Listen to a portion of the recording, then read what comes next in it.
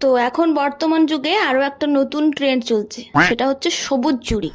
হ্যাঁ, মানে মানুষ জানেই না সে কেন সবুজ চুড়ি পরছে বা সবুজ চুড়ি পরলে কি হবে, কোনো কিছুই জানে না ভাই। সবাই পড়ছে ট্রেন্ড ফলো করার জন্য, তাই পড়তে হবে। তো বোন, তোরা যারা যারা সবুজ চুড়ি পরেছিস তাদের কাছে আমার একটা কোয়েশ্চেন আছে, একটা সত্যি করে কথা বলতো, তোরা সবুজ চুড়ি পরে আগে বাবা ভোলেনাথের মাথায় জল ঢালতে গিয়েছিলি, নাকি ছবি চুড়ি পরে পরে ছবি তুলে আগে স্ট্যাটাস মেরে দিচ্ছিস, হোয়াটসঅ্যাপে, ফেসবুকে, ইনস্টাগ্রামে রিলস বানিয়েছিস? এটা একটু কমেন্ট করে বলতো, মানে সত্যি একদম দিব্যি নিয়ে বল যে তুই যেটা করেছিস সেটাই বলবি, একদম মিথ্যা কথা বলিস না।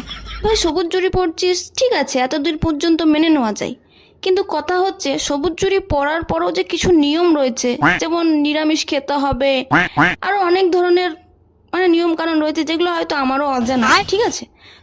তো এইসব কিছু নিয়ম কানুন রয়েছে, তোরা কি ভাই আদৌ সেটা মানছিস? নাকি শুধুমাত্র ট্রেন্ড ফলো করার জন্য সবুজ চুড়ি পরে নিচ্ছিস, মানে ও পরে ইনস্টাগ্রাম রিলস বানাচ্ছে, ওর ভিউজ আসছে, মানে আমাকেও সেটাই করতে হবে? আর বর্তমান সময়ের একটা সব থেকে নোংরা ব্যাপার হচ্ছে ট্রেন্ড ফলো করা, ও করছে তাই আমাকে করতেই হবে। কিন্তু একটা কথা বল, যখন আমরা ছোট ছিলাম আমাদের মা কাকিমা, আমাদের পিসিমা, জেঠিমা, দিদি, আমরা কি কারোকে দেখেছিলাম সবুজ চুড়ি পরতে? এই রেওয়াজটা কি ছিল আগে? ছিল না তো ভাই। হঠাৎ করে সোশ্যাল মিডিয়ার যুগ এসে 4-5 বছর ধরে দেখছি শুধুতেই মানে হুদাই সবুজ চুড়ি পড়ছে।